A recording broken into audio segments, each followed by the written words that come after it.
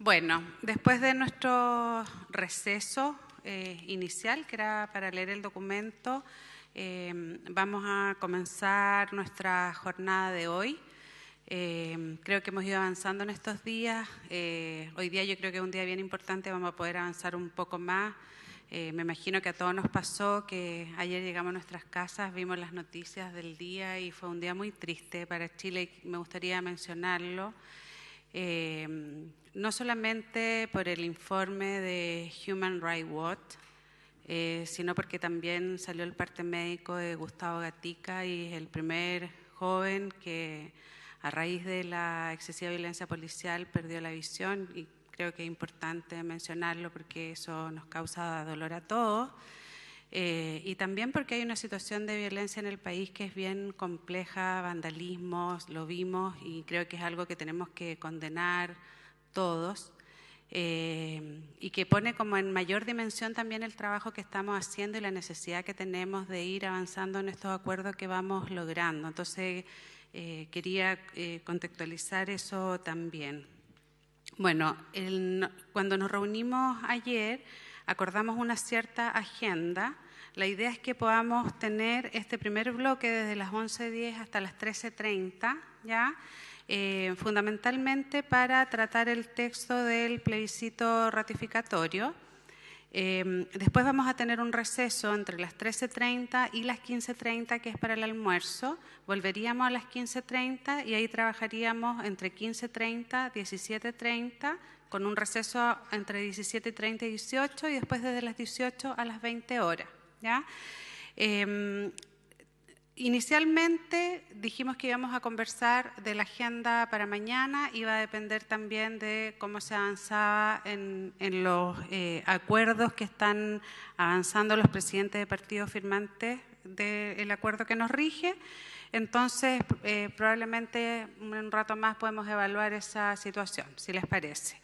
Entonces, para iniciar este bloque le voy a pedir a Isabela Ninat, que es miembro de la subcomisión, que explique y presente el documento y así ya podemos abrir la discusión. Muchas gracias, Pamela. Lo que tratamos de hacer en la subcomisión, integrada por Sebastián Soto, Gabriel Osorio, Pamela y yo, fue primero replicar en cierta medida aquello que habíamos discutido para plebiscito de apertura en el texto de plebiscito de salida. Entonces, básicamente, los textos son bastante similares, obviamente adaptados, y lo primero que se propone es que, remitido al presidente de la República la propuesta del texto constitucional, entonces se convoque al plebiscito. Luego, tal como establece en el acuerdo, el sufragio en ese plebiscito ratificatorio, o como llamémoslo, ahí me imagino que vamos a tener una pequeña discusión sobre eso, se propone ratificatorio constitucional. Ese sufragio será obligatorio y tal como está planteado en la minuta, eso va a ser un tema que tengamos que discutir en algunas precisiones. Luego, en el punto 3, se propone una estructura para la pregunta y con las opciones de apruebo y rechazo. Luego, la fecha en el punto 4, tal como está en el acuerdo, ¿no es cierto?, con algunas precisiones. Proponemos que el plebiscito ojalá no fuese durante los meses de enero y febrero. Luego, el 5, el 6 y el 7 son básicamente copia de lo mismo que revisamos ayer para el plebiscito de apertura. El 8 también, en este caso, pusimos al Tribunal Calificador de Elecciones. No hubo ninguna discusión sobre ese tema ayer, así que también los incluimos acá. Y luego en el 9 es la promulgación, en el caso de que la ciudadanía apruebe la Constitución, la promulgación del nuevo texto de la nueva Constitución Política de la República, y ahí vamos a entrar, me imagino, en una discusión sobre los temas que están ahí entre los paréntesis, sobre los cuales tuvimos, no sé si una mayor discusión porque el tiempo fue acotado, pero sí algunas dudas que quisimos dejar planteadas en el texto solo para facilitar que todos tuviésemos claro de los temas que queríamos conversar entre todos y dejar puestos para aclarar de que en la subcomisión al menos habían ciertas dudas o reparos que tiene que ver con el tipo de derogación, las transiciones y aquello que se discutió también el otro día de qué pasaba con las autoridades. Eso, básicamente. Muchas gracias, Isabel. Gastón ya me pidió la palabra, así que, bueno, Gastón y luego los que vayan. ¿Salvo que los miembros de la comisión quieran agregar algo? No, esto... Sí, no, es que fue un documento conjunto y yo por lo menos, no sé, Gabriel, si tú quieres agregar algo, pero me parece que lo que planteó Isabel está ok. Ok, Gastón Gómez. Bien, nuevamente felicitar al equipo que ha trabajado intensamente en esto. Han hecho un gran trabajo y yo tengo la impresión de que estamos en la senda correcta y muy cerca de un acuerdo sustancial en este asunto y en los demás también, digamos. Yo anoté de la reflexión que se produjo entre nosotros, digamos, 4 o 5 cosas sobre las cuales había alguna duda, que me parece tienen fácil solución y podríamos dividir esto en 2 cosas distintas o en 2 etapas distintas. Todo lo que tiene que ver con el plebiscito, me parece que hay sustancial acuerdo, digamos, ¿no? Y respecto de los efectos que el plebiscito pudiera implicar desde el punto de vista de la Constitución y todos los subsecuentes, yo creo que eso lo deberíamos discutir con más profundidad y conversar aparte. En mi concepto, en primer lugar, en relación al plebiscito, está perfecto esto, digamos. Yo no tengo problema que se llame plebiscito constitucional, digamos, y no ratificatorio, digamos. Creo que le da un mayor realce a lo que realmente se está diciendo ahí, de manera que no tengo, yo por lo menos, no sé los demás, digamos, no, prácticamente ninguna objeción a ello, digamos, ¿no? Tampoco lo tengo, porque así lo dice el acuerdo, a que el sufragio en el plebiscito sea obligatorio, digamos, ¿no? Y que yo creo que debiéramos repetir esa frase, tal como está contemplada en el acuerdo. Ahora, las consecuencias de eso yo creo que escapan un poco a nuestro rol aquí, digamos, ¿no? Pero si a alguien se le ocurre alguna idea, tampoco estoy cerrado, digamos. Me parece, por último, que el punto 7º requiere de cierta... El fondo, el punto 7º, que es una distribución del horario de las campañas gratuitas en la televisión, digamos, ¿no? Yo tengo la impresión de que ese es un punto donde ha habido algunas voces, digamos, distintas, pero en mi concepto está la dificultad que tenemos con distribuir ese tiempo dentro de 2 años más, digamos, ¿no? Que es muy difícil anticiparlo, digamos, ¿no? Entonces, lo lógico es poder prever una solución que sensatamente pueda enfrentar este tema y que no, digámoslo así, no politice la resolución, y en general el Consejo, compuesto por gente muy seria, digamos, ¿no? Muy destacada también, digamos, ¿no? En general actúa con prudencia y con responsabilidad, de manera que... Ahora, después, en mi concepto, a propósito del plebiscito y su promulgación por el presidente de la República, yo sí aquí haría un pequeño matiz, digamos, ¿no? A mí me parece que el acto de promulgación de la nueva Constitución debiera ser un acto republicano, colectivo de las más grandes autoridades del país, debiera tener un realce especial, no basta con que el presidente firme, digamos, entre 4 paredes este asunto, y nosotros debiéramos resaltar ese hecho, digamos, ¿no? Yo creo que tiene que ser un acto solemne, ¿no? En el Congreso Pleno, y probablemente las autoridades que allí estén deberían jurar la Constitución inmediatamente también, digamos, ¿no? La nueva Constitución, digamos, ¿no? Porque hay que jurarla, digamos, ¿no? Entonces, yo creo que eso hay que conversarlo y ver cómo le damos el carácter de un acto solemne, institucional, republicano, digamos, donde haya juramento de la nueva Constitución.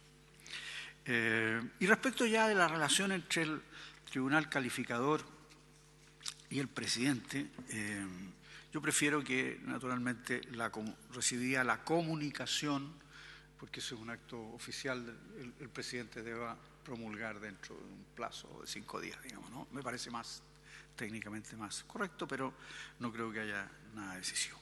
Eso me parece a mí son los aspectos más cruciales, digamos. Yo creo que estamos en la senda correcta.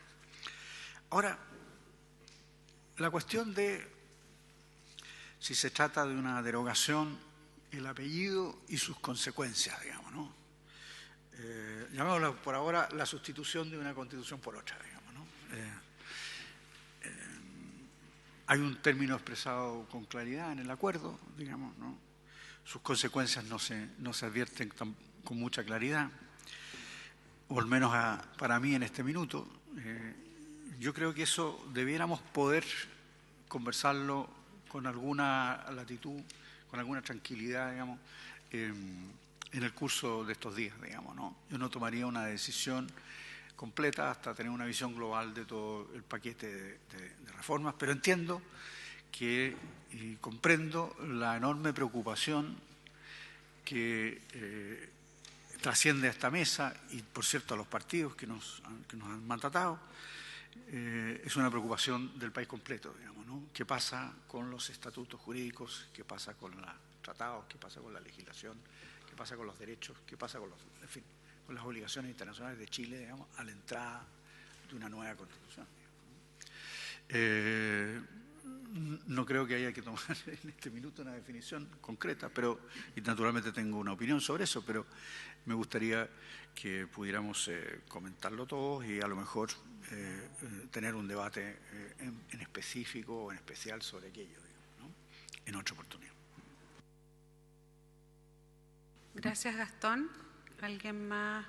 Sebastián y después Gabriel. Bueno, a partir felicitando nuevamente a la subcomisión por el texto que nos ha entregado. Nuevamente creo que refleja muy bien la discusión y nos pone en un punto muy cercano a un consenso definitivo en esta materia. Al igual que Gastón, estoy de acuerdo con él, creo que aquí hay materias que podemos zanjar rápidamente, sobre las cuales hacer precisiones puntuales, y algunas de otras que es mejor dejarlas como un todo para una discusión posterior, sobre las cuales quiero adelantar algunos puntos sobre la materia, pero no entrar en detalle. Primero, sobre las cuestiones que me parece que podrían zanjarse rápidamente sobre el texto.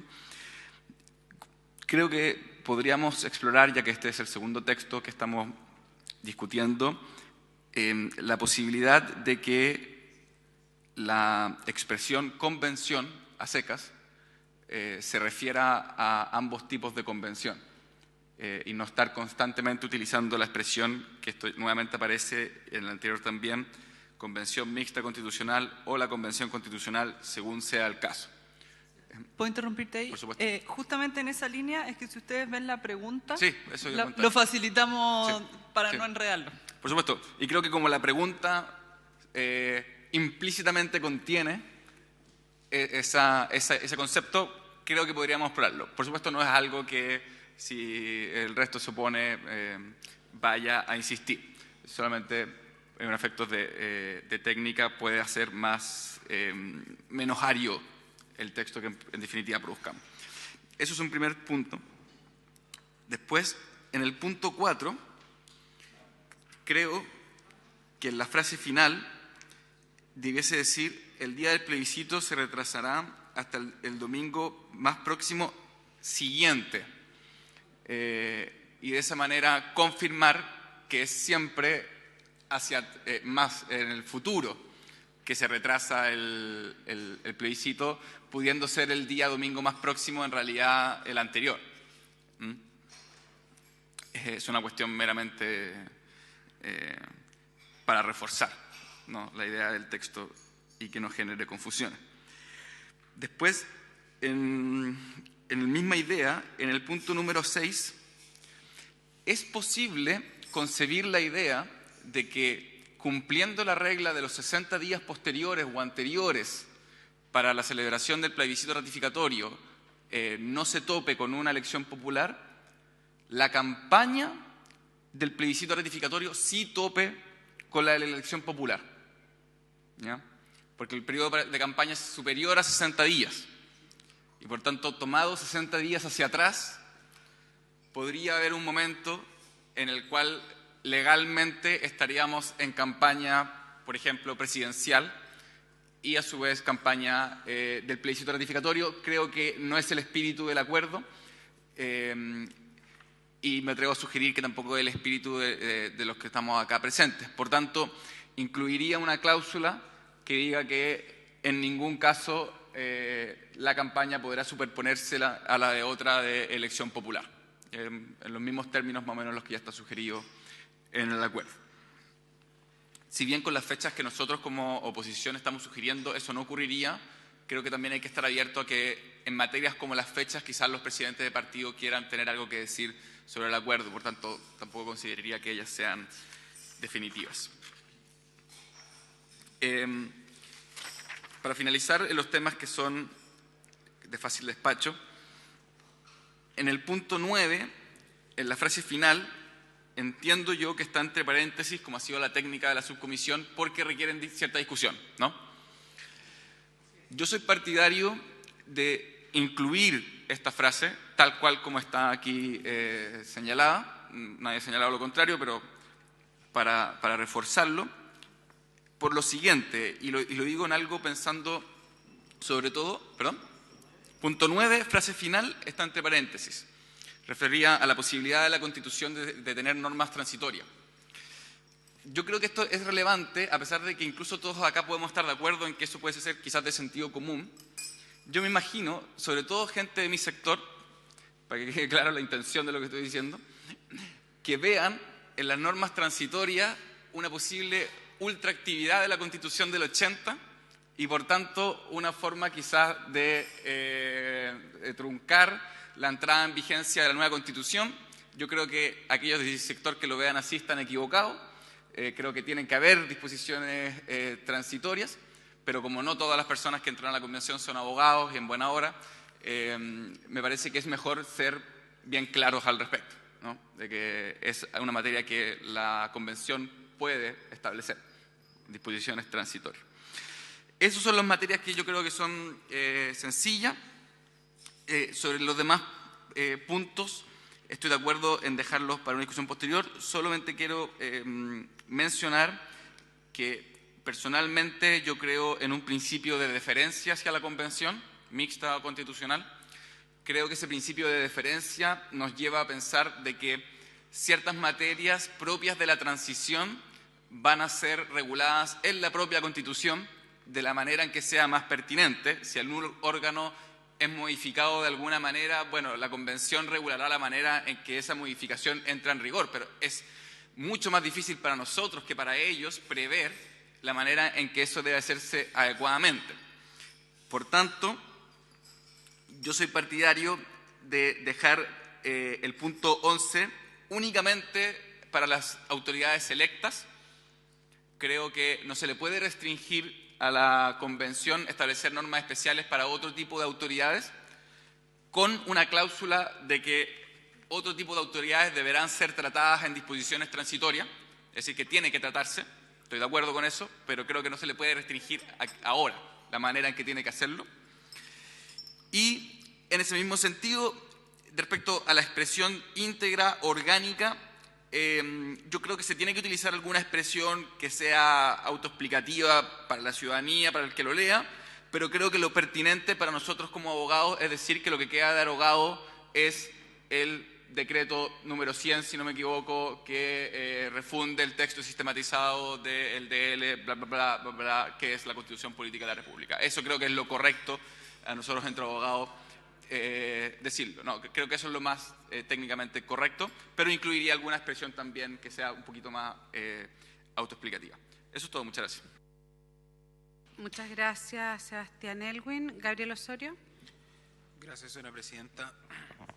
Gracias, señora presidenta, por su intermedio. En el mismo sentido, yo creo que más allá de desgastarnos sobre la doctrina jurídica respecto a las características que tuviese una derogación orgánica, lo que hace más sentido y lo que normalmente se ocupa como técnica legislativa, que cuando queremos derogar un texto lo identificamos como tal. Es decir, derogues el decreto con fuerza de ley número 100, o decreto supremo, más bien es este, perdón, decreto supremo número 100 de 17 de septiembre del 2005, que fija el texto coordinado, sistematizado de la Constitución Política de la República, más que suficiente como para entender que se está derogando la Constitución. Porque esa es su identificación actual.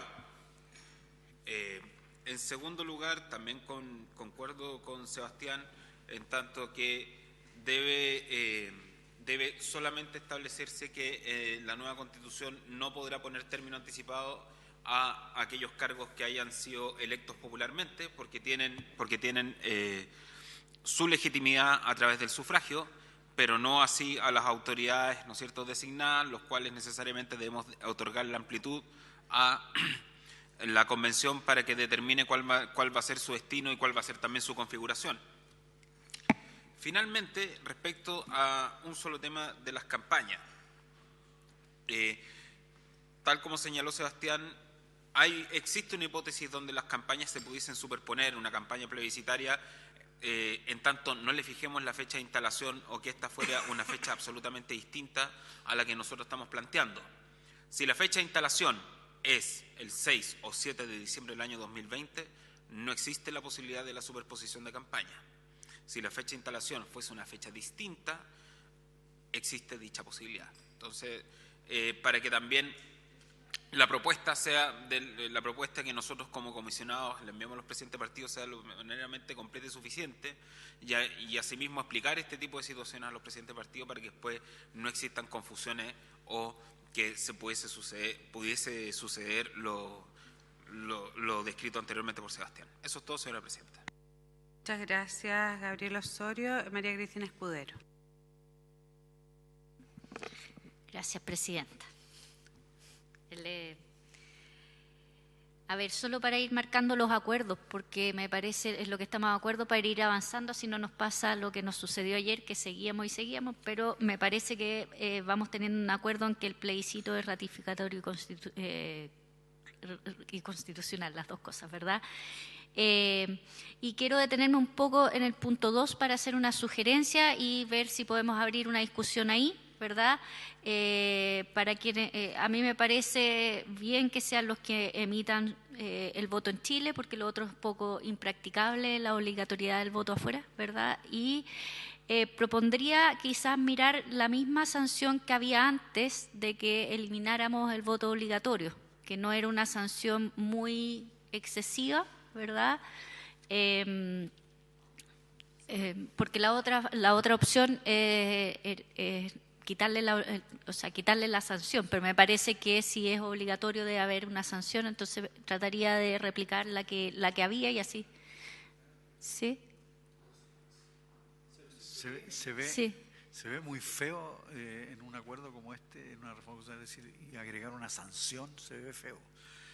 Está bien, ¿no? Yo sé que tenemos que ser prácticos, digamos, ¿no? Y no ser necesariamente estéticamente preocupados, pero se ve feo agregar el obligatorio y una sanción de 0,5 UTM para el que no vaya a votar. Suena como... Yo tal vez sugeriría que alguien hiciera una reforma rápido a la legislación que se pudiera hacer lateralmente. Que digamos, no quedara en la Constitución. Que no y que quede... no manchemos esto con una cosa. Ok, pero sugerir entonces que debiera haber una sanción y no ponerlo en la Constitución, pero me parecería que la sugerencia fuera como algo que ya conocemos. En el punto 4... no creo que sea necesario hacer una fórmula demasiado complicada que si en caso que los 60 días no se cumpla, etcétera, agregar una frase al final con el espíritu de lo que se quiere hacer, entonces sin perjuicio de lo anterior, si coincidieran las campañas se ajustarán las fechas. ¿Ah? Luego... yo me pregunto, dado que todas las constituciones tienen, y esto es una pregunta, más que una aseveración, en el punto 9, si todas las constituciones tienen normas transitorias, y es como obvio, ¿verdad? Si tenemos que agregarlo, ¿ya? porque a lo mejor en agregarlo complicamos, ¿verdad? Y abrimos una discusión, porque es natural que la Constitución las contenga, ¿verdad? No conozco constituciones que no tengan sus normas transitorias. Y en el punto 11, yo lo dejaría y lo acotaría para los candidatos electos, porque ahí hay una decisión soberana que obviamente no vamos a cuestionar si es que ha sido reciente, pero a los designados a lo mejor van a tener que adecuarse a lo que diga la nueva Constitución y van a tener que atenerse a las normas transitorias y ver cómo se hace esa transición. Pero no los haría permanecer durante todo su periodo, porque ese periodo puede ser muy largo, pueden ser 8 años y van a tener un conflicto de legitimidad muy grande, siempre como en contra de lo que haya dicho y determinado la nueva Constitución. Eso. Gracias, María Cristina. Emilio Oñate, después Chacha García y Arturo Fernández. Perdona, una pequeña interrupción sobre lo que está diciendo. Okay. La parte final, Cristina.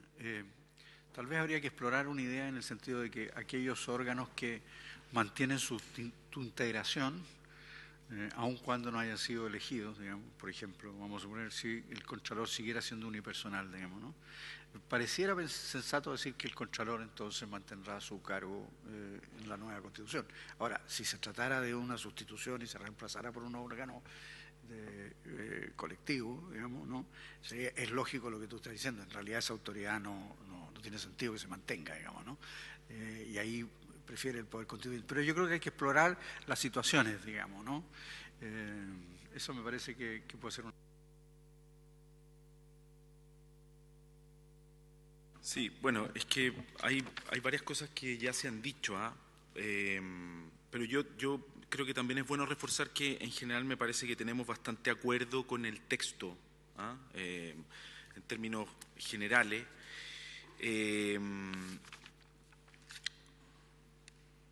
Yo también creo que hay que explorar esto de la última frase del punto 9, ¿no? A propósito que los textos constitucionales todos tienen articulado transitorio y que permite poner en aplicación, en vigencia posterior a algunas normas o articulado. Y sobre el punto 11, que yo entiendo cuál es el sentido, claro, yo no estoy pensando que, al menos es lo que yo creo, no estoy pensando que las instituciones que fueron designadas con el nuevo ordenamiento jurídico constitucional se van a tener que ir inmediatamente para la casa, ¿no? Estoy pensando más bien en una cuestión intermedia, ¿no? No es que el órgano constituyente haya decidido, mira, se acaba tal órgano y se acaba ipso facto ese órgano o esa entidad o los integrantes. Eso puede regularse de otra forma, o sea, puede haber una situación intermedia. Por eso es que no me parece tan necesario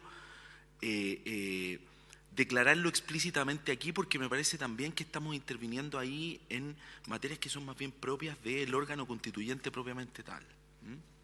Bueno, eso, porque en lo demás creo que estamos bastante de acuerdo en el texto, ¿no?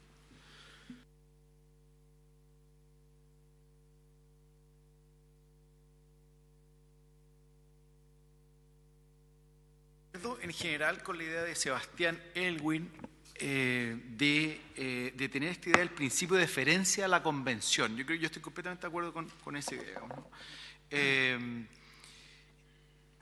Ello no obsta a que de manera inteligente nosotros podamos pedirle a la convención, más que la nueva Constitución, que tenga que tomar ciertas decisiones en materias como las que estamos discutiendo. Creo que me parecen compatibles, digamos, ¿no? Y la línea también de lo que señalaba Emilio.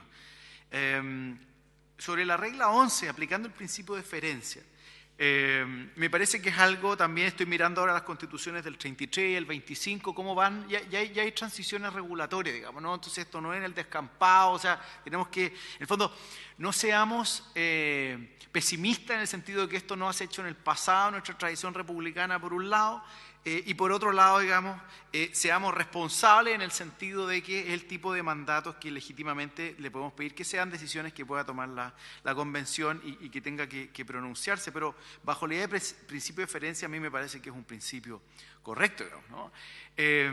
Ahora, quería llamar la atención sobre el tema de la transición regulatoria de las autoridades designadas, ¿no? Las autoridades constitucionales que ejercen soberanía bajo la Constitución vigente, no las electo. Me parece que ahí la distinción es pacífica, pero solamente quería hacerles notar la dimensión práctica de lo que estamos discutiendo, digamos, ¿no?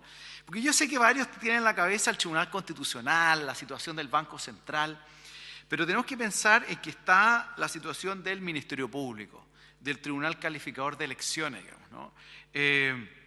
Además se produce una asimetría curiosa, que es que los órganos que hoy día están regulados en la Constitución van a estar más expuestos a estos esquemas transitorios, digamos, que instituciones como el Consejo para la Transparencia, por ejemplo, el Consejo Fiscal Autónomo, que no los vamos a tocar, digamos, ¿no? O sea, hoy día el Consejo...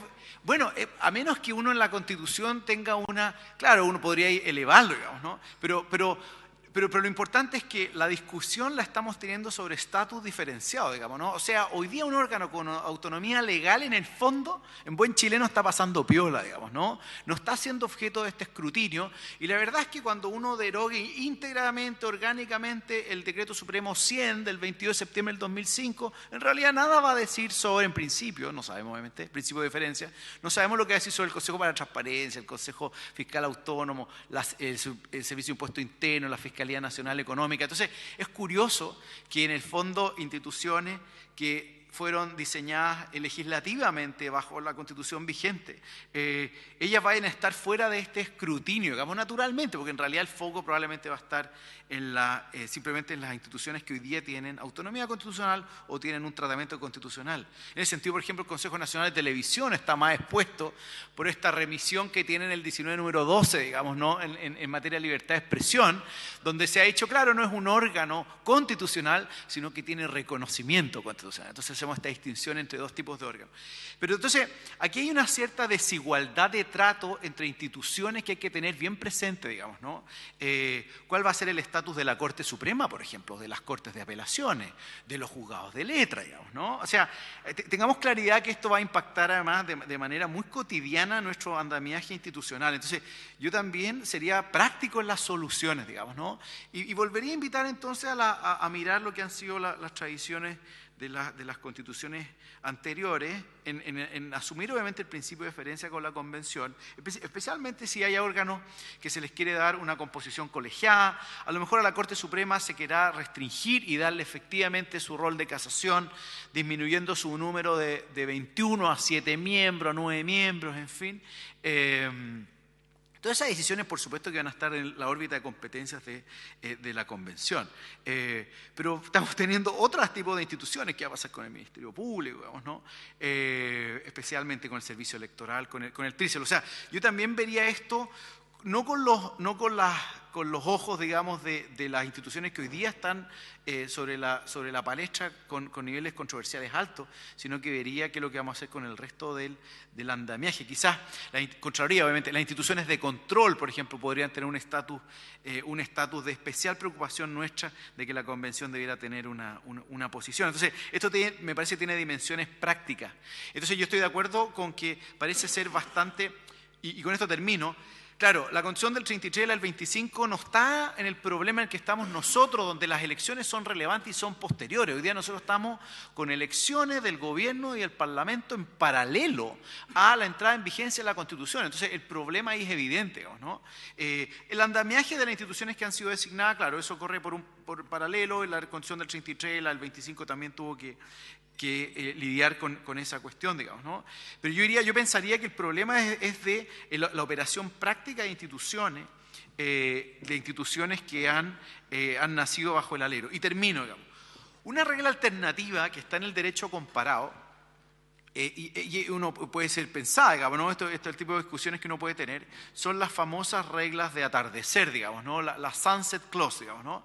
que son bien utilizadas las transiciones constitucionales para decir, se entenderá que estas instituciones, digamos, siguen en vigencia por X periodo de tiempo, permitiendo el ajuste, digamos, es el equivalente a las transitorias, pero son más, me parecen más específicas como técnicas, en fin, pero ahí vuelvo al principio de deferencia, digamos, no es un tipo de técnica, pero quiero decir que más allá de la controversia de las instituciones, que pareciera algunos tienen en la cabeza, aquellas instituciones del andamiaje del día a día, como el Ministerio Público, como el Poder Judicial, que tenemos que tomar decisiones responsables, y no es mala idea entonces tratar de alguna de estas frases, digamos, ¿no? Hacer un llamado a la Convención a pronunciarse sobre ella, digamos. Eso es importante, que la Convención se pronuncie sobre ella.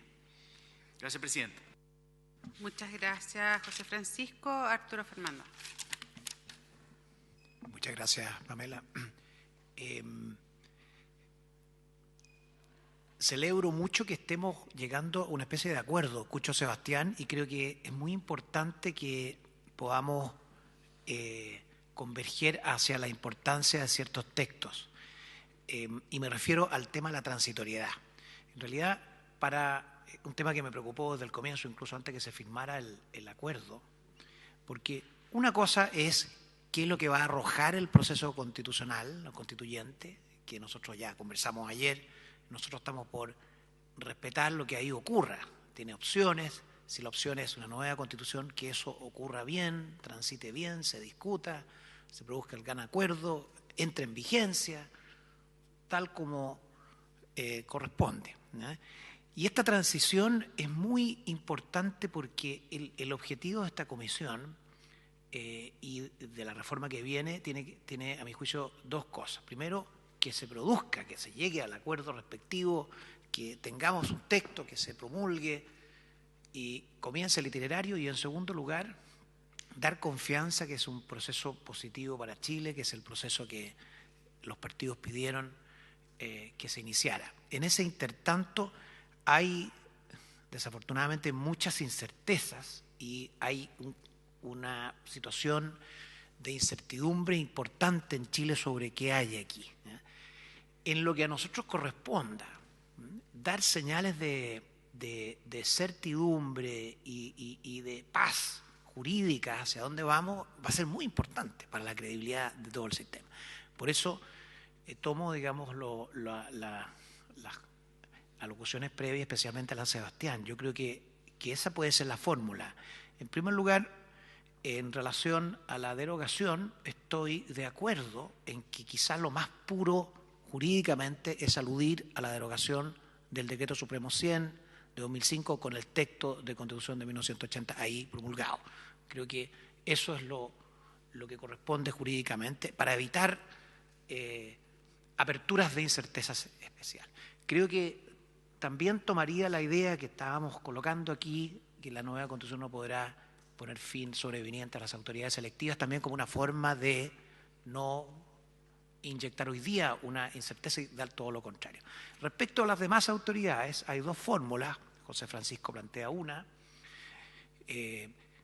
Sebastián proponía esta otra, y yo estoy de acuerdo, es decir, que se faculte a la Convención o se ratifique su natural potestad de referirse a las demás autoridades de la forma que serán tratadas por la Constitución. Es decir, en relación a las demás autoridades se estará lo que resuelva la Convención Constitucional en la materia. Y la frase también preguntaba también la María Cristina, es interesante la frase. En realidad todas las constituciones tienen normas transitorias.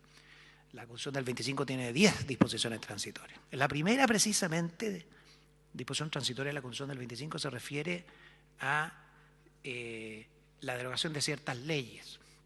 A nosotros nos preocupaba esto con la palabra orgánicamente, pero si nosotros podemos reemplazarla por la derogación del Decreto Supremo 100, desaparece esa incerteza que podría dar para muchas inquietudes, porque estoy seguro que no es la intención del proceso constituyente producir un blanqueo y estampilla completa de la legislación chilena, porque ahí podría producirse gigantescos retrocesos, ¿no? Este es un plano. Yo tomaría esta frase en el sentido de ratificar la potestad de la nueva, digamos, de la Comisión, la Convención Constitucional para determinar la forma en que las demás autoridades, etcétera, seguirán cumpliendo o cesarán en sus funciones. Hay un segundo plano que es ya más bien una invitación. Hasta ahí yo lo tomo y creo que estamos bastante de acuerdo en los textos, Presidenta. De ahí para adelante hay una invitación que no está en el acuerdo y que no puedo dejar de ponerla en la mesa para que la reflexionemos en los días que vienen. Yo creo que si además nosotros agregáramos una ratificación de marco jurídico, constitucional, comparado, civilizado que tiene un Estado cuando camina hacia una nueva Constitución, daríamos también más todavía tranquilidad y certeza y confianza en el proceso. Hablo por los sectores que nosotros representamos. Si uno ratificara, por ejemplo, que el principio de no regresión de los derechos fundamentales, o la Convención Constitucional tendrá a la vista el principio de no regresión de los derechos fundamentales, van a haber muchas personas, gentes y sectores confiados en que eso es importante, porque la hoja en blanco no puede tocar eso.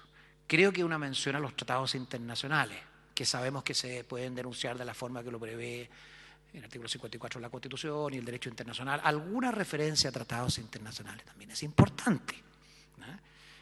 Si también en ese paquete, que yo invito a pensar, no es que estemos inyectando un elemento de inestabilidad en esta mesa, yo invito a pensar, yo colocaría también las sentencias ejecutoriadas, que están hoy día protegidas en el artículo 76 de la Constitución.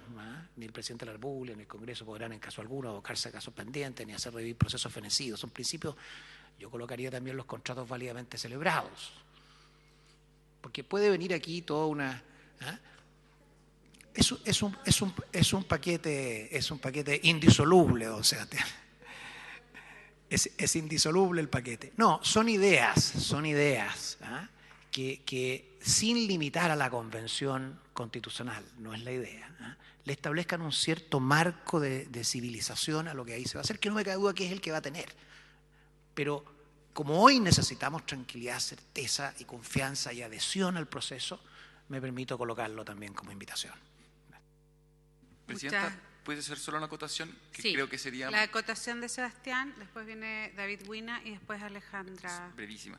Que creo que sería muy bueno contar con un texto sobre aquellos enumeración, porque yo estaba de acuerdo con todos, hasta la inmutabilidad de los contratos, pero... Ok, pero... Sería muy bueno, creo, contar con un texto porque creo que podríamos construir un acuerdo y si es sensible para el sector me parece muy atendible. Perfecto. Yo intentaré, señora Presidenta, un texto de la forma que efectivamente y lo compartimos en la materia. ¿Ya? ¿Parece? Muchas gracias, bien. Arturo. David Wina. Gracias, Presidenta. Bueno, a esta altura ya es difícil no repetirse, pero voy a hacer el esfuerzo. Respecto de la denominación, y aquí no quiero llevarla contra Emilio, pero yo creo que habíamos establecido una especie como de principio que era contrario a la economía, pero que puede ser útil, que este era un proceso que tiene un alto interés en la ciudadanía. Dijimos también, ¿verdad? Hace poco se supo que la Constitución era el libro más vendido en el último tiempo y el libro más bajado de Internet. Y por ahí decía alguien, creo que era Sebastián, el que señalaba que había un alto interés que todo el mundo iba a leer este texto. En buena hora que eso ocurra. Por lo tanto, yo trataría de ser explicativo y a lo mejor nos gastemos un poco más de palabras y de algunas repeticiones que para todos los que estamos en la mesa resultan obvias, pero que para la ciudadanía en general no van a ser obvias. Y perdón que te mire, era solamente porque utilizaste por ahí un concepto. Respecto a la sanción, yo discrepo de mi amigo Gastón, se va a ver poco elegante, pero es bien raro un voto obligatorio sin sanción. Entonces, en el papel, y nos van a analizar rápidamente los medios, van a decir, mire, establecieron un voto obligatorio, pero en realidad no es tan obligatorio. Es raro. Yo dejaría un poco de lado la pulcritud, que entiendo, o la elegancia, y pondría la sanción, una ley de XX, ¿verdad?, regulará la sanción correspondiente, si no quiere poner una UTM en el texto constitucional. Ahora, respecto del punto 6, si yo entendí bien, había un amplio consenso, a lo menos, en que los partidos podían participar en el proceso plebiscitario, digamos, y por lo tanto, si podían participar, podían realizar gasto electoral. Si el punto 6 está entendido de esa forma, lo comparto plenamente, digamos. Respecto del punto 9, bueno, aquí ya se ha dicho largamente y como me comprometí a intentar no repetir, suscribo plenamente las preocupaciones, por un lado la preocupación que establecían los que hicieron uso de la palabra precedentemente, y también estoy de acuerdo con la referencia al decreto, aunque eso contradiga lo que acabo de decir.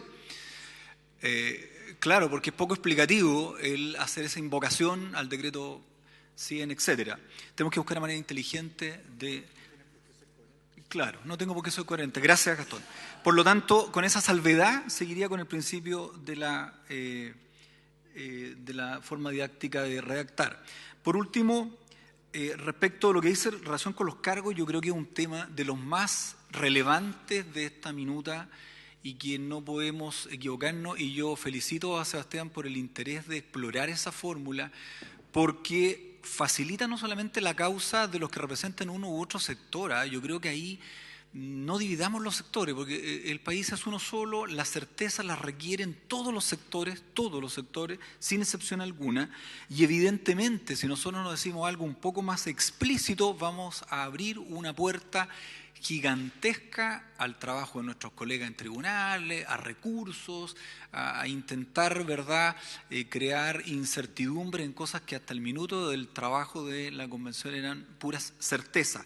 Por lo tanto, Presidenta, tómelo yo creo que como un acuerdo, y perdone que le quite la prerrogativa, de trabajar en ese texto que nos va a proponer Arturo y poder avanzar, digamos, como, no sé, si con un punto 12 o dejarlo hacia el final del trabajo. Gracias, Presidente. Muchas gracias, David. Alejandra Zúñiga.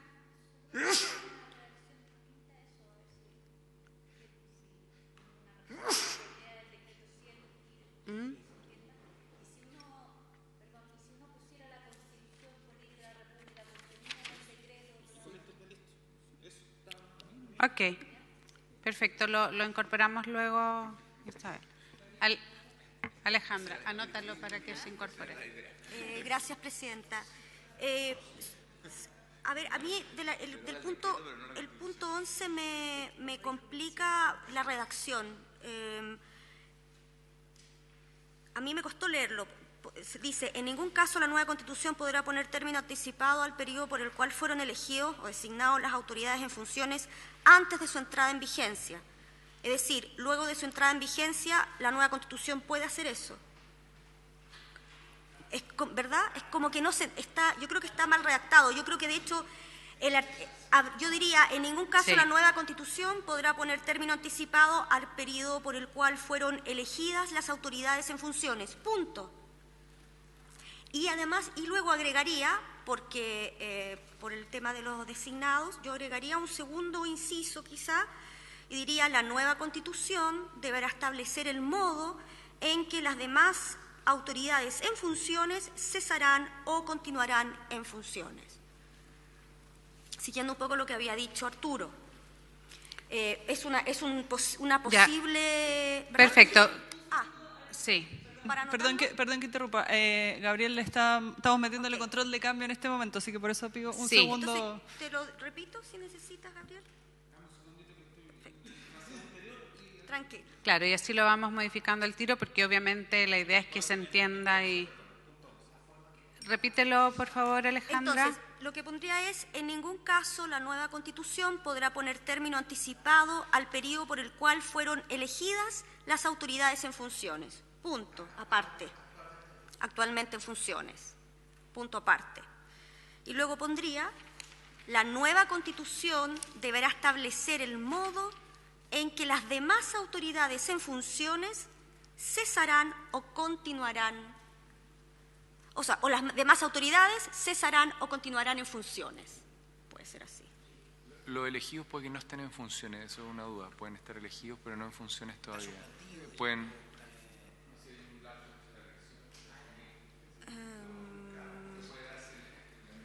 Muy bien, tienes razón. Elegidos o electos había que poner en el anterior. Claro. Ok, Gabriel va entonces a incorporar esas observaciones de redacción y... Claro, que se Claro, entienda se puede que es poner por elección popular. Sí.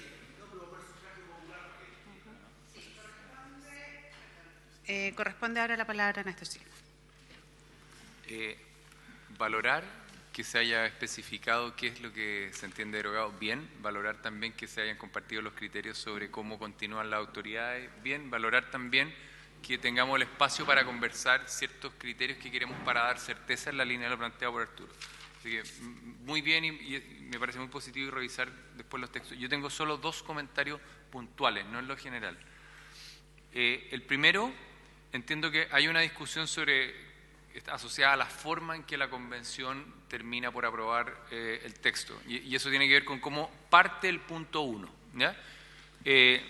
Y sigamos con esa discusión que nos va a llevar no solamente al plebiscito, sino también a la forma en que se procede Pero sí yo quisiera sugerir que en la primera línea, independiente de cómo partiera esto, cuando dice el presidente de la República, la propuesta del texto constitucional dice elaborada. Ese creo que sí va a tener que ser aprobado, porque tiene que ser un resultado de aprobación de la convención, independiente del mecanismo. Y ahí yo lo que planteo es que en vez de elaborado debería ser aprobado, en ese punto, que es en la antepenúltima palabra de la primera frase.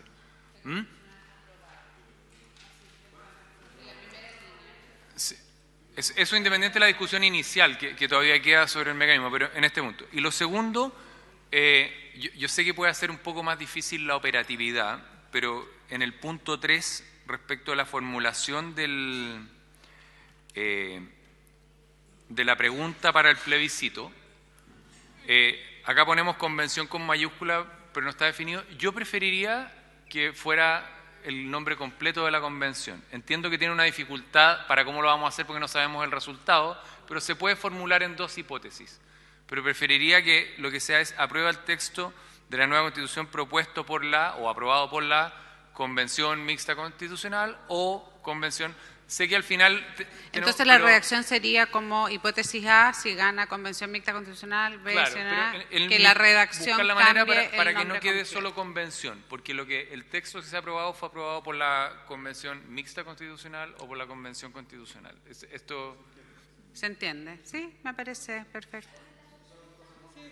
Sí, hipótesis A, hipótesis B. Perdón, exacto. Vamos a poner las 2 preguntas dependiendo de lo que pase. Muy bien. Y perdón, y nuevamente ahí dice el texto propuesto, dejo la pregunta si ahí también tiene que ser propuesto o aprobado, porque el resultado... Ok. Pregunta porque si bien lo lleva a la ciudadanía es el producto de un resultado de la convención. Pero la convención lo propone a la ciudadanía porque ya lo aprobó. Para su aprobación o rechazo. Que ya lo aprobó. Sí. Perfecto. Tenía 2 palabras más, Gabriel y María Cristina. ¿O ya Gabriel? ¿Tú habías pedido la palabra? Ok.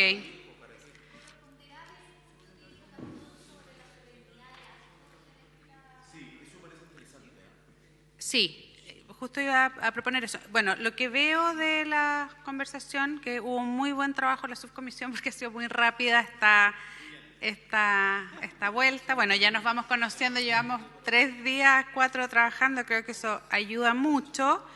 Y de las cosas como que quedan pendientes es uno, lo que proponía Gastón sobre la solemnidad del acto, de cómo se firma y se juramenta la Constitución. El otro pendiente, bueno, va a ser la propuesta que nos va a hacer Arturo Fermandois sobre este listado de posibles temas. Así que si les parece... Presidenta, y otra cosa más, yo creo que tenemos que darle una vuelta a esto que está en el punto 9 también, cuando se habla, porque me imagino que están las 2 opciones, porque no debe haber sido pacífico esa conversación, a partir de dicha fecha quedará derogada íntegramente / orgánicamente. ¿Qué mirada tenemos? Bueno, lo que conversamos ahí es que la propuesta... ¿Ya lo conversamos? O sea, la propuesta que hizo Sebastián Elwin de poner el decreto. Me parece que eso fue un acuerdo, ¿no es cierto? O sea, lo del decreto lo del decreto supremo está acordado. Sí, Ya, y súper. que con una redacción que propuso María Cristina de que fuera la Constitución y exacto. Quiero decir otro punto también que David planteó, que era sobre el punto 6 del periodo de campaña y la participación de los partidos políticos, porque creo que es un tema que también ayer quedó bastante abierto y podría ser otro de los temas, si les parece, que podemos volver a tomar. ¿Quería decir algo, Isabel? Sí, solo que no me quedó, o no sé si está pendiente o no, el punto 2, si hay acuerdo o no de que el sufragio sea obligatorio para quienes lo emitan en Chile. Hay una cuestión práctica, pero quería chequear de que hay acuerdos o un preacuerdo sobre eso. Sí, me parece que fue acuerdo. La única diferencia era si incluíamos lo de la sanción en el texto o no. ¿Ya? Eso Ahí propuse que independiente que haya acuerdo de que una norma obligatoria carece de sentido si no tiene alguna sanción, y dejemos eso para que una ley regule por el costado, digamos, ¿no? Aquello que se tramite con rapidez, digamos, porque...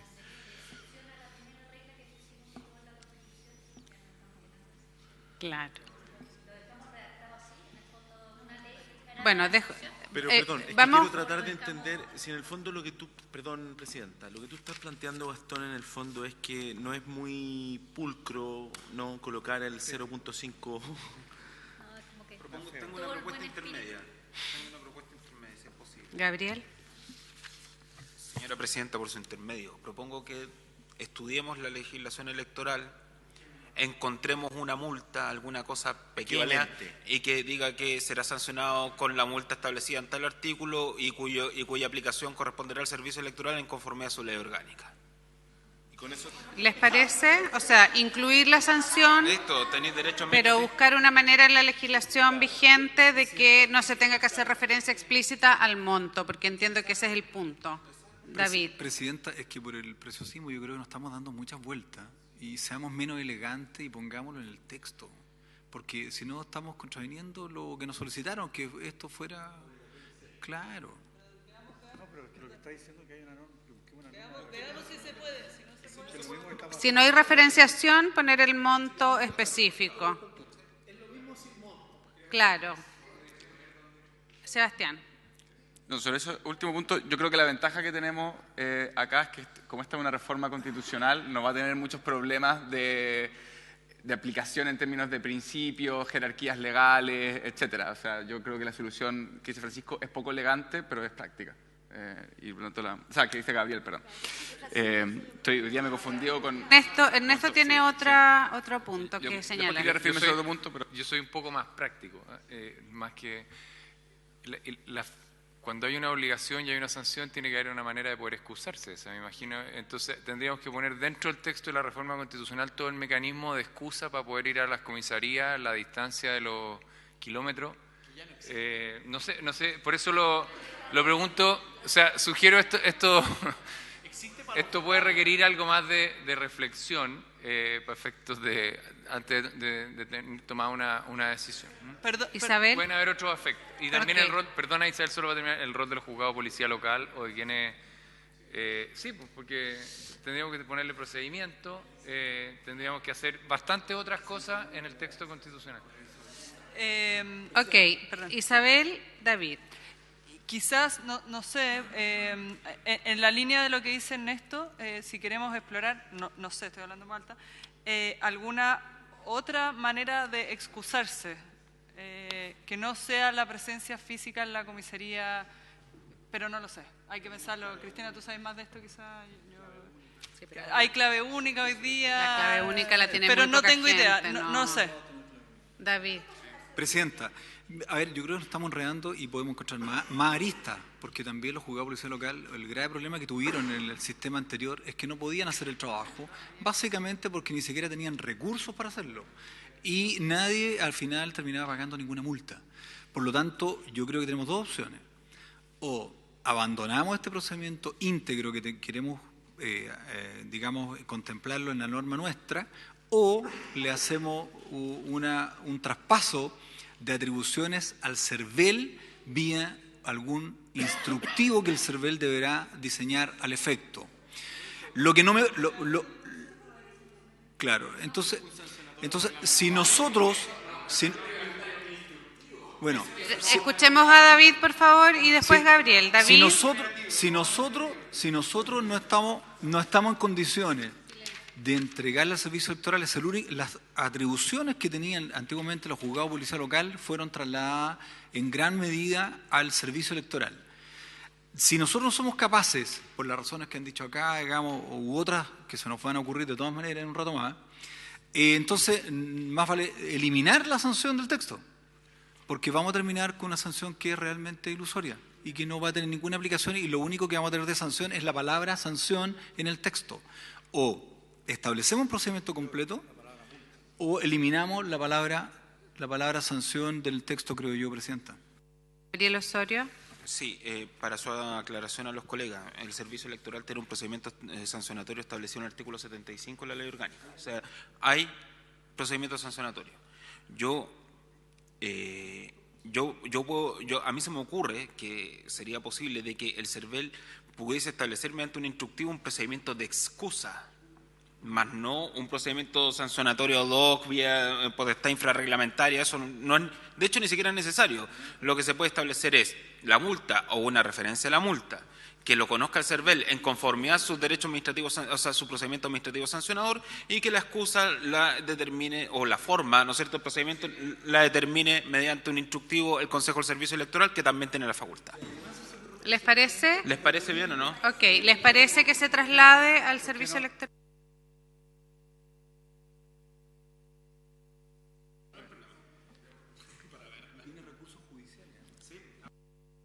Ok, vamos a esperar entonces. Sí, vamos a esperar que Gabriel y la Isabel, que son la subcomisión, redacten lo que hemos conversado acá sobre las observaciones de Ernesto, sobre traspasar al CERVEL, y volvemos a darle una vuelta, ¿ya? Entonces, pasamos al siguiente punto, que es el punto que había planteado Gastón Gómez con respecto a la solemnidad del acto de promulgación de la Constitución. Si quiere volver, Gastón, a plantearlo y así abrimos. Eso es más fácil, ¿no? Si hay acuerdo, sí, yo creo que sí, digamos, ¿no? Sí. Una situación excepcional, extraordinaria.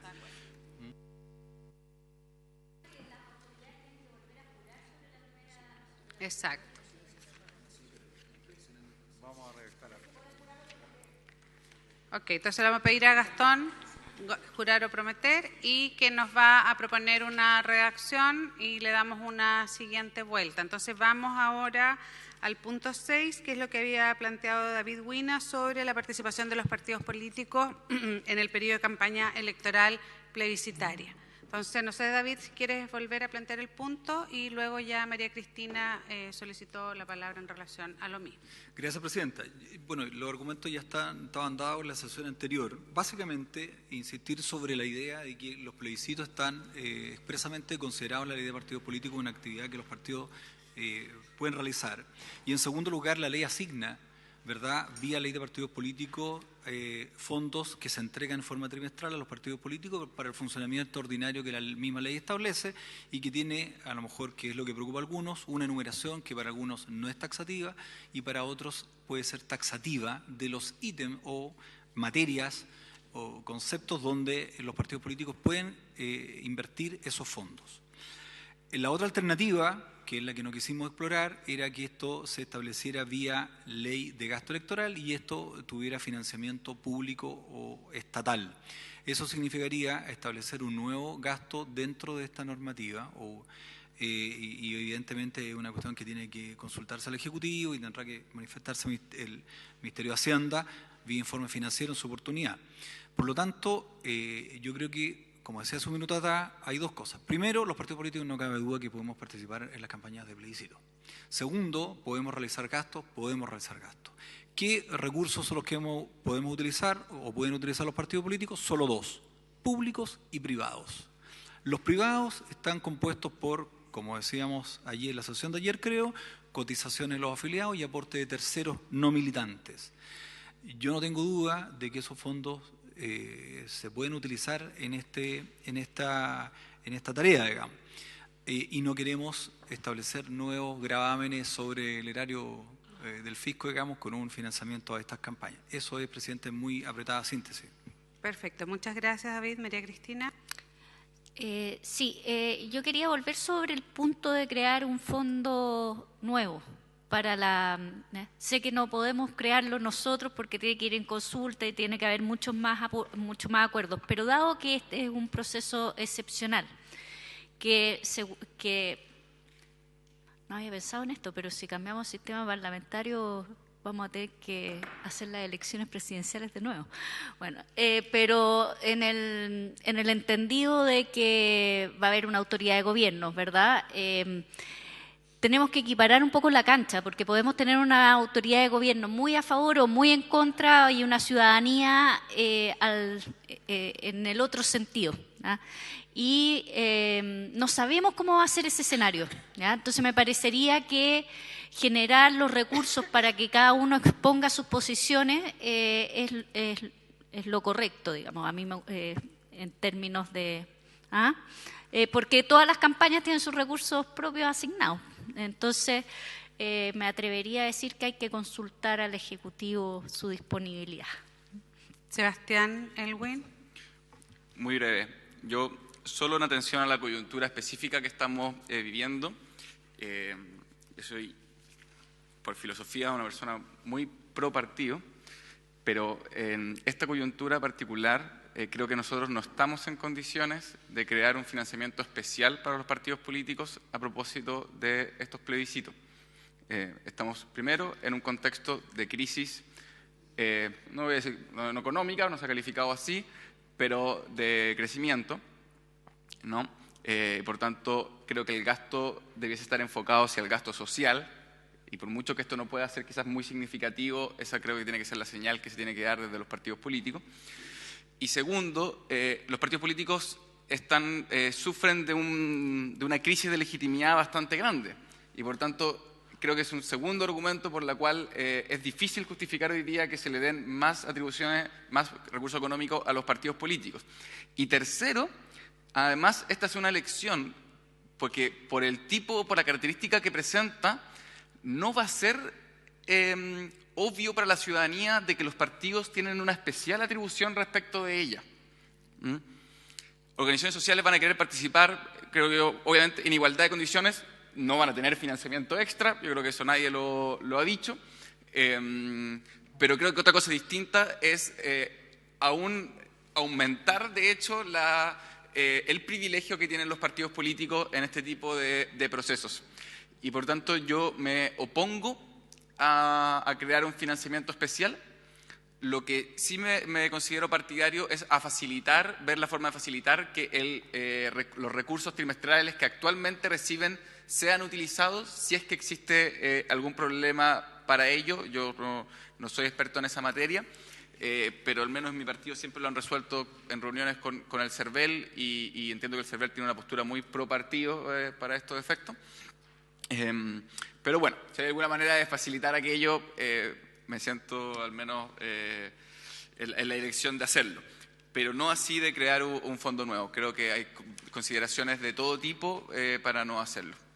María Cristina, una rectificación y luego Claudia G. Sí, yo me estaba refiriendo a un fondo especial, pero no es exclusivo para los partidos. O sea, puede ser más difícil, pero no me estaba refiriendo...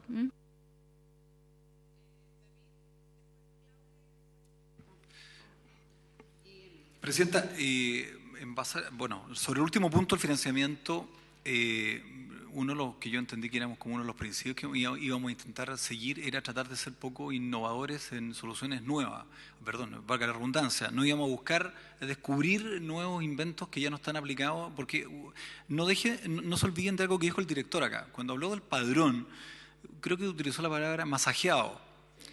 Ellos ya tienen una práctica no muy larga, pero ya de más de 15 años, de aplicación de las normas de control del gasto electoral, que va a ser muy difícil sacarlos de eso y entregarle un nuevo procedimiento distinto que involucra fiscalización.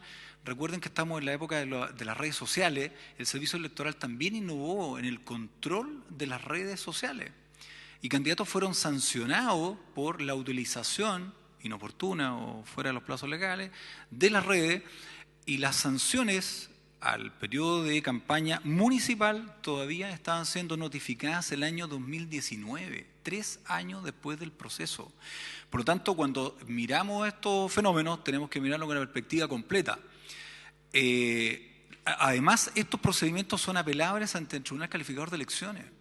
Por lo tanto, abrimos una caja de Pandora, por eso yo lo llamo a ser poco creativos, en introducir nuevos actores, en utilizar nuevos procedimientos, etcétera, etcétera. Y por último, yo creo que vamos a estar todos de acuerdo en que la elección de convencionales, cualquiera sea la fórmula, sí va a requerir financiamiento. Sí va a requerir financiamiento. Por lo tanto, por más que hagamos esfuerzos de economía, en algún minuto vamos a tener que pedir financiamiento para alguna de estas elecciones. Claudia Hayes, luego Ernesto y después Cristina. Bueno, yo creo que el tema del financiamiento es un tema... Emilio, perdón. Es un tema complejo y que quizá debiéramos darle una vuelta más en las 3 instancias. Yo en general creo que el financiamiento público es mucho más democrático que cualquier otra fórmula, entiendo las complejidades que tiene, pero quería referirme específicamente al financiamiento del plebiscito de ratificación, o sea, el plebiscito último de salida. Que yo creo que ese sí que no debiera ser en absoluto polémico, porque lo que le estamos pidiendo a la ciudadanía es que ratifique o rechace una constitución elaborada por el conjunto de las fuerzas políticas, y en ese sentido creo que debiera ser indudablemente haber una campaña pública del tipo de las campañas que se hacen, por ejemplo, para llamar a la gente a votar. O sea, no es una campaña partidista, sino que es una campaña que se orienta a darle legitimidad al texto emanado de esta convención después de las discusiones políticas. Yo creo que es muy importante reforzar el plebiscito de salida, porque es una manera de darle en el fondo espalda al trabajo de los 9 o 12 meses anteriores de todas las fuerzas políticas. Perdón, tomamos un acuerdo de que la prensa acreditada podía entrar, está Mega, me dice Yasna que está acreditado, si pueden entrar a tomar algunas imágenes. Si les parece, quiero preguntar. ¿Ok? Estamos de acuerdo. Ernesto.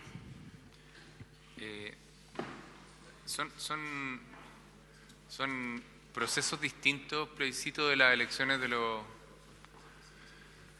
convencionales, porque en el caso de las elecciones de los convencionales hay candidaturas. Creo que en eso David tiene razón y por lo tanto va a requerir una dinámica diferente. En lo que habíamos avanzado ayer o antes de ayer, ya me pierdo en estos días, a mí me hacía sentido que es que los partidos tienen un rol que es propio de participar en la difusión de las ideas y por lo tanto pueden destinar recursos propios a esa actividad. Ahora, yo soy más escéptico de que puedan hacerlo con los recursos que reciben de fondos públicos, porque independientemente de cómo se planteó ayer por el CERVEL en la mañana, yo creo que es más restrictiva la aplicación práctica de cómo se revisa la ejecución de esos gastos. Comentábamos con algunos ayer que tiene algunos aspectos comunes al tipo de recursos tipo ley CEP, ¿verdad? Que están... entonces, yo creo que lo que hay que pensar, esa es mi visión al menos, de que es difícil que finalmente pasara una factura de franja, por así decirlo, de diseño de franja en el balance aceptado por el CERVEL ante el gasto realizado por un plebiscito con cargo a recursos de los partidos. Por supuesto. Sí. Muy corto, Presidenta. Sí. Lo que creo es que es fácil de obviar ese reparo. Nosotros deberíamos contener en este texto esa posibilidad, abrirlo y contenerlo acá.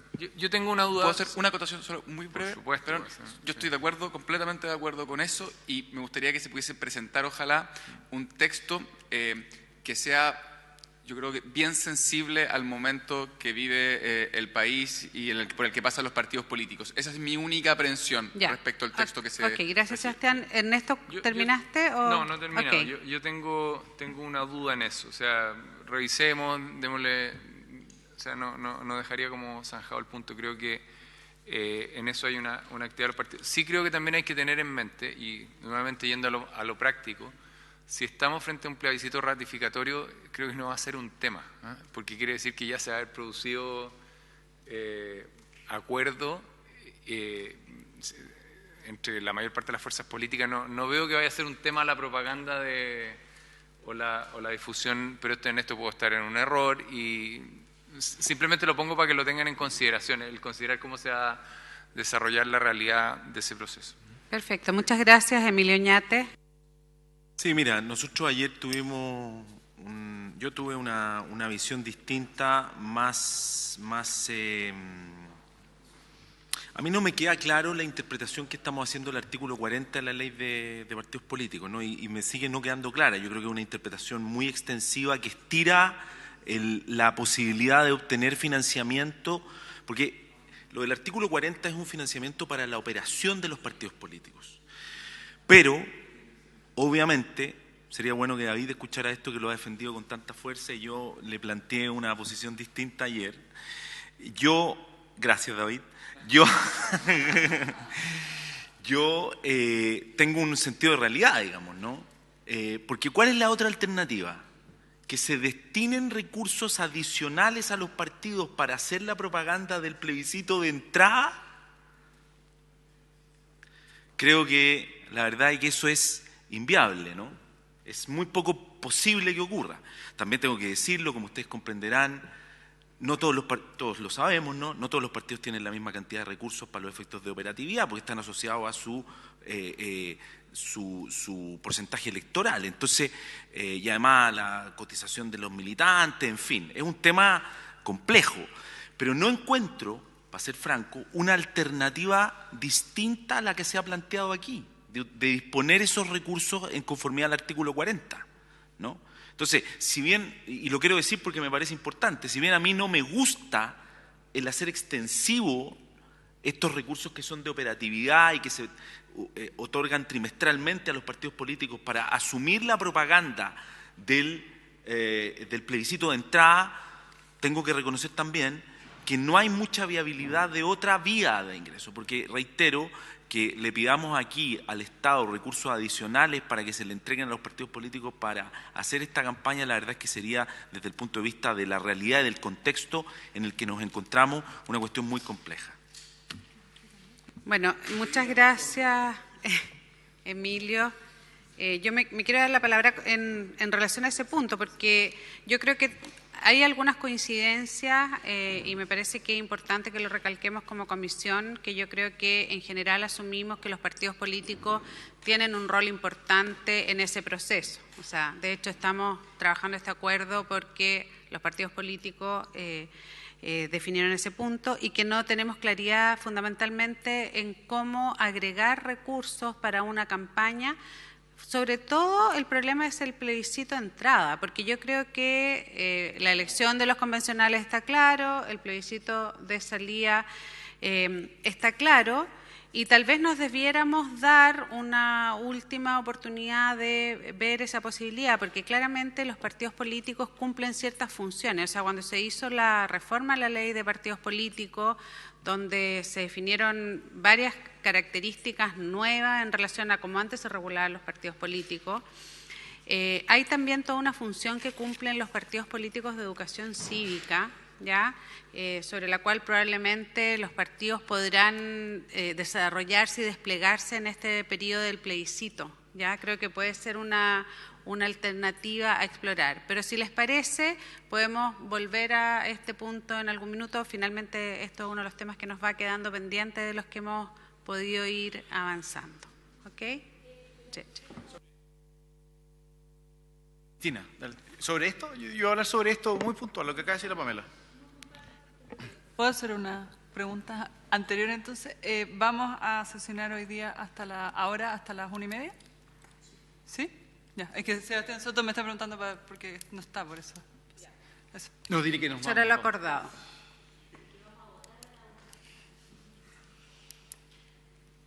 Cristina, ¿tú tenés Quiero separar la discusión del plebiscito de entrada del plebiscito de salida porque se me ocurrió una idea para el de salida y no para el de la entrada. ¿Ya? Es posible, ya que el plebiscito de salida falta mucho, ¿verdad? Y hay al menos una ley de presupuesto aún por discutir. Antes, dar el mandato que se agregará a la ley de presupuesto una glosa para el plebiscito de salida. ¿Ah? Y cosa que quede al Ejecutivo hacer esa discusión en el Congreso de cuánto hacen los recursos. Para el de entrada no se me ocurrió. Volvería al principio original del acuerdo completo. O sea, esa sería mi prevención. ¿Cómo? O sea, Prefiero que todo lo tengamos definido previamente. O sea, me refiero a que en la Constitución pongamos claro, para el de salida, porque no se me ha ocurrido una solución para el de entrada, pero para el de salida, como queda una ley de presupuesto todavía, darle el mandato al Ejecutivo que agregue una glosa para esto, ¿ya? Y ahí en el Congreso se va a dar la discusión de cómo debiera ser, y nosotros no lo tenemos que dar acá. Ese es mi...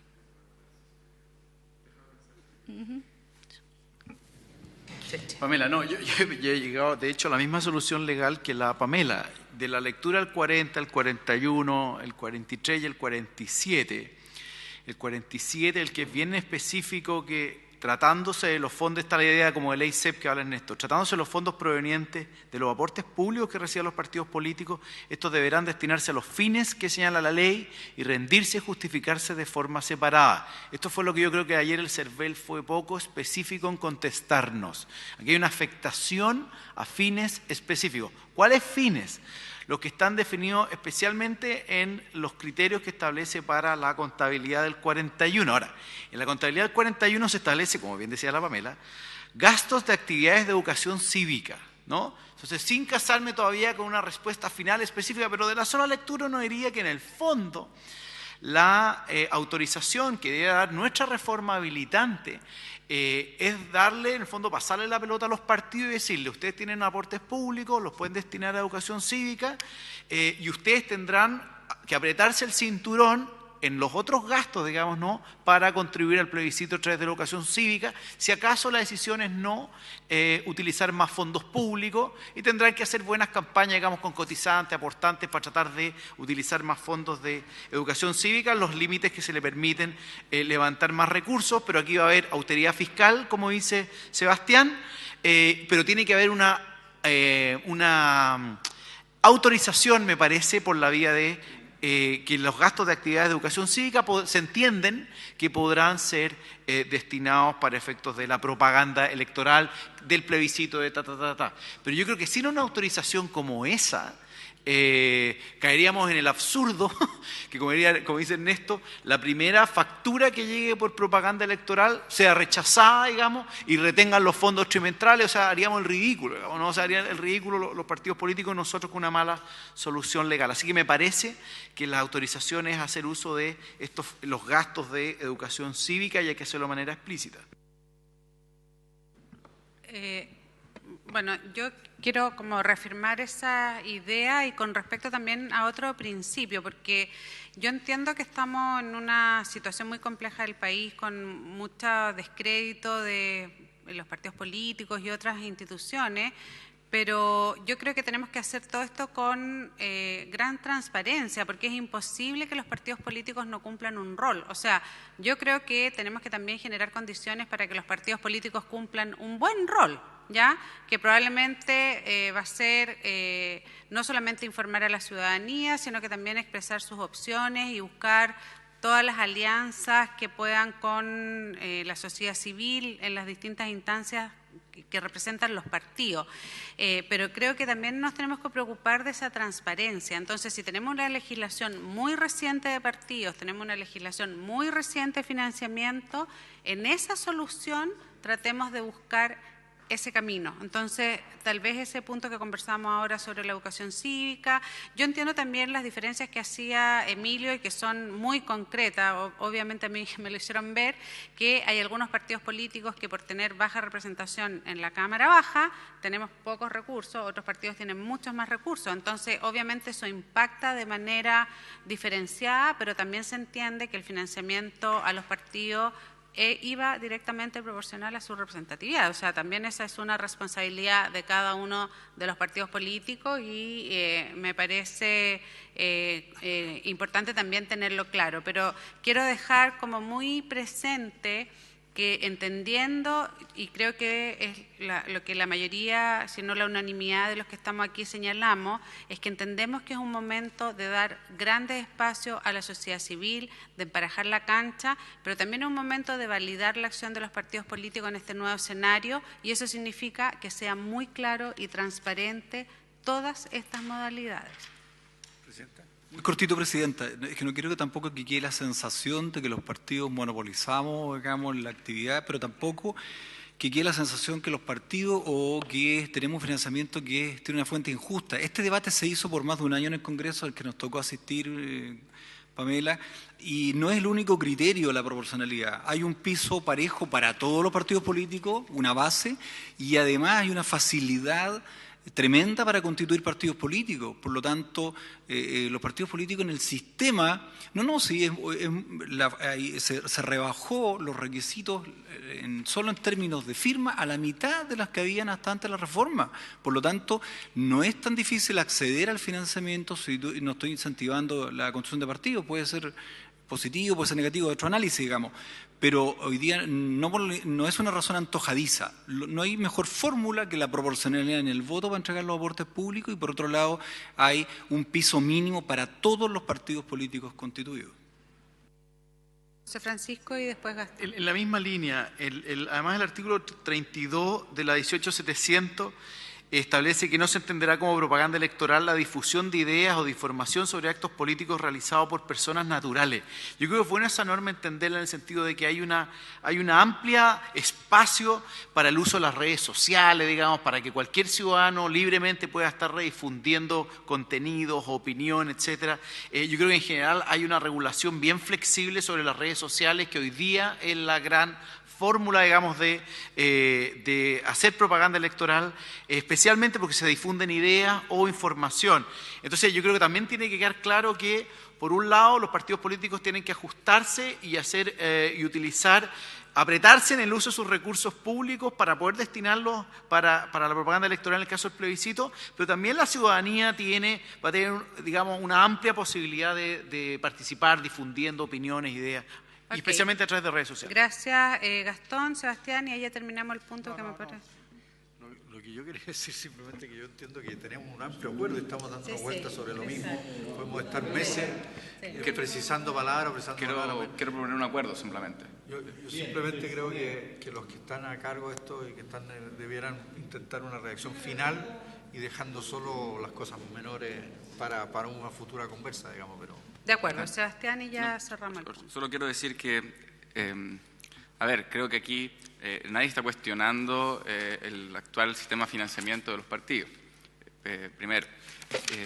Segundo, creo que hay bastante consenso, más allá que Cristina planteó cierta preocupación, pero ha habido también igual, creo, un consenso de que no existe posibilidad de financiamiento nuevo para al menos el plebiscito de entrada, a pesar de que estamos discutiendo el plebiscito ratificatorio, pero saltó un tema que aparece para los dos. Tercero, con esos dos elementos, creo que hay una preocupación que todos hemos considerado legítima de parte de los partidos políticos, a los que parte todos pertenecemos, además, de alguna manera, no todos, me señalan acá, casi todos, pero tenemos una preocupación respecto a posibles futuros problemas que en relación al gasto electoral que nosotros consideramos que debiese subsanarse. Y entiendo que la manera de subsanarlo, el consenso, es de algún texto que autorice o pase de alguna manera por encima de las dificultades que el actual artículo 41, siguiente, en fin, plantean al gasto electoral. Entonces, yo propongo que en el marco de ese acuerdo, de esos puntos, quizás Francisco o David o alguien nos pueda proponer una redacción. A mí lo único que me interesa es poder ver una redacción sensible, como lo puedo decirlo, pero en el marco de ese acuerdo estoy de acuerdo, y yo intentaría zanjar el tema. Creo que volver a tratarlo en una discusión posterior no tiene sentido. Por lo tanto, lo llevaría ya a redacción y ni siquiera a subcomisión, a un encargado, todos encargados. Ok. Perdón. Isabel. Quizás solo con el ánimo de avanzar, ayer la subcomisión propuso un punto 7. Quizás es más fácil volver sobre él y vemos si... Dado que ya hay un articulado propuesto que podemos destruir, pero... Ok, dale con eso... Ese punto 7 yo señalé en ese momento, lo considero insensible. Entonces... por eso, la idea es la correcta, Ok, El punto 7 del acuerdo mi de punto ayer, era exactamente del texto de ese, ayer. que trabajemos sobre esa propuesta, la arreglemos, pero para no darnos la vuelta completa.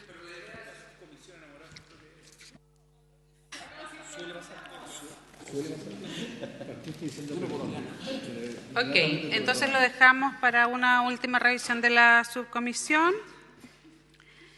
Y, a ver, me perdí.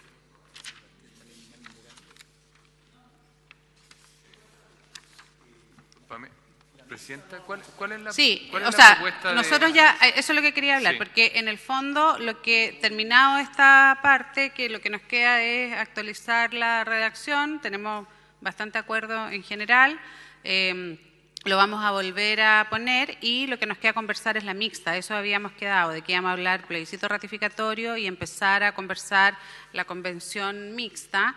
Son 20 para la una, tenemos casi una hora, poco más de una hora, entonces lo que yo propondría es que una persona de cada uno de los grupos pueda presentar y debatir sobre eso, si les parece. ¿Puedo hacer una pregunta que va más allá? ¿Qué pensamos que es razonable para hoy día en la tarde y lo que viene hacia adelante? Con la información que tenemos, que todavía no... Sí, lo conversamos en la subcomisión, obviamente fue un punto. No. Lo que pasa es que como estamos escribiendo, hay cosas que se van topando y tenemos que saber hasta qué punto podemos seguir escribiendo o no. Y tenemos que evaluar aquí. Entonces, claro, lo que tú dices es cierto, porque estábamos esperando el acuerdo que puedan tener nuestros partidos o no. Y ahí tenemos que definir cómo vamos a trabajar, porque en el fondo nosotros tenemos clarísimo que tenemos que el acuerdo como está avanzar, ¿no es cierto? Hemos avanzado en el plebiscito de entrada, hemos avanzado en el plebiscito de salida, nos queda el tema de la convención, las convenciones, cómo se eligen los convencionales, etcétera. Entonces sí creo que nos parecía avanzar en...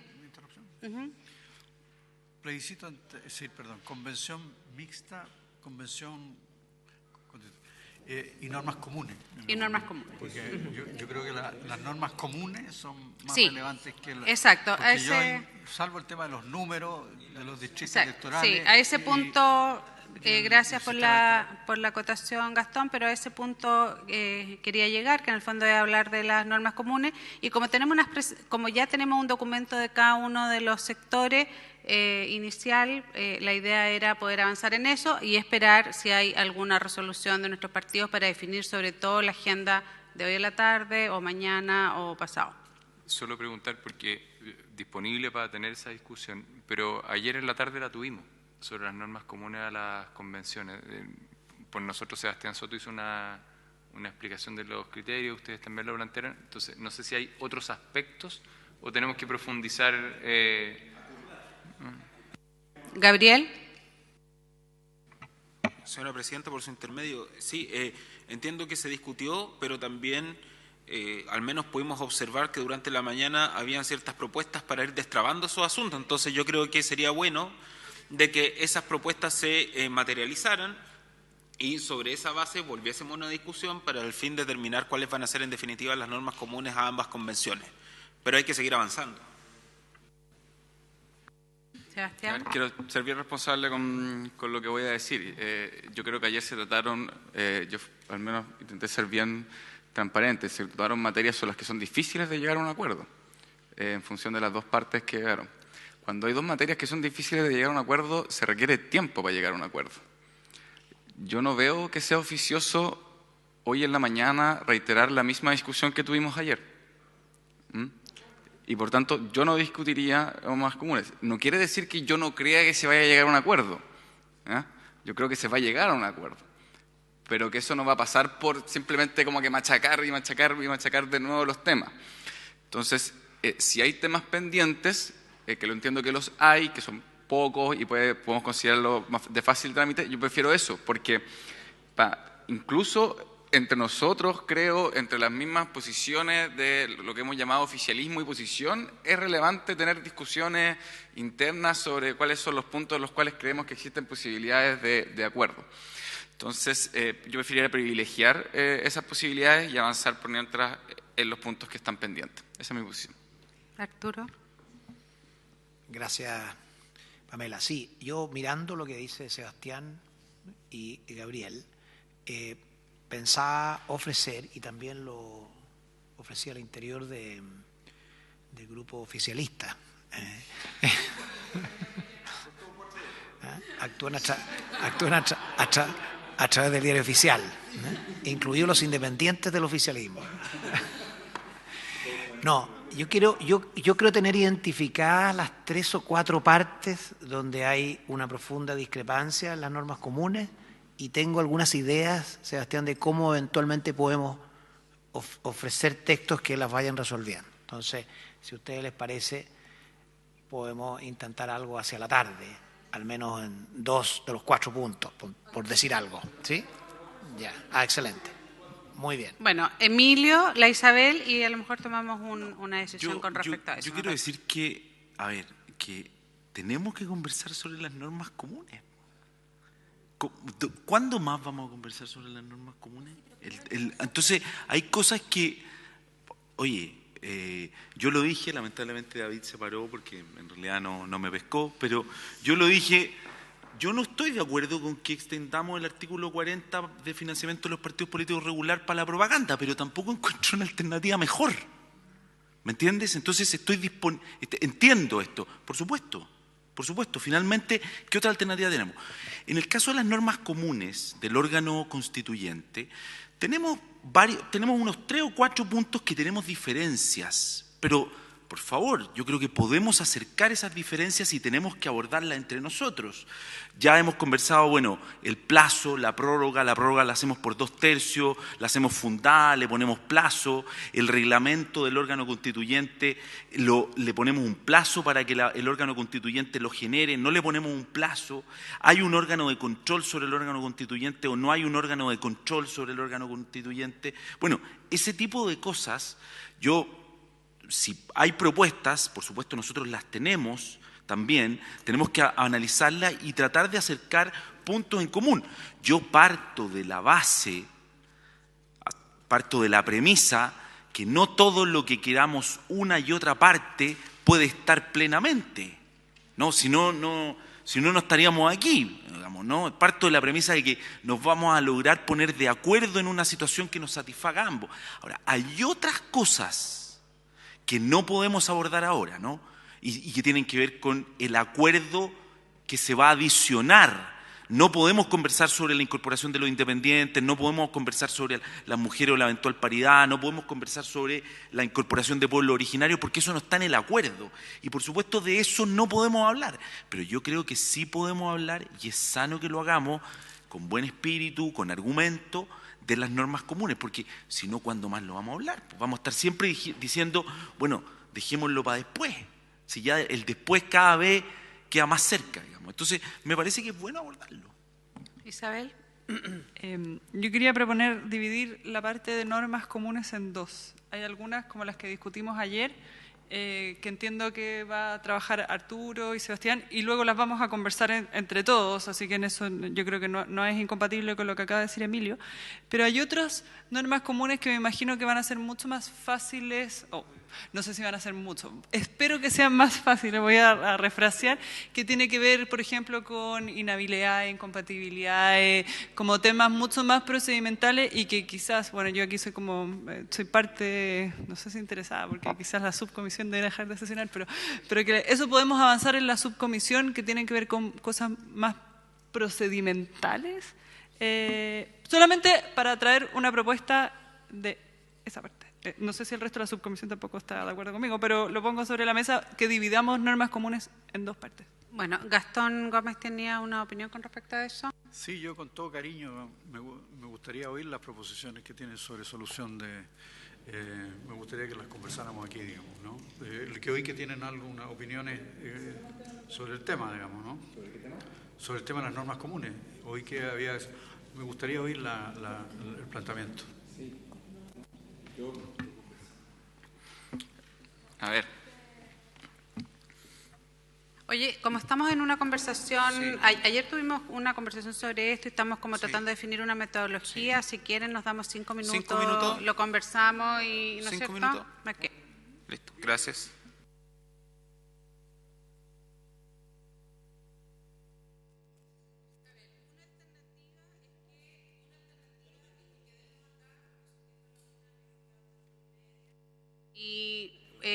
retomamos a las 3 en vez de las 3:30, si les parece. ¿Les parece? Ok, gracias.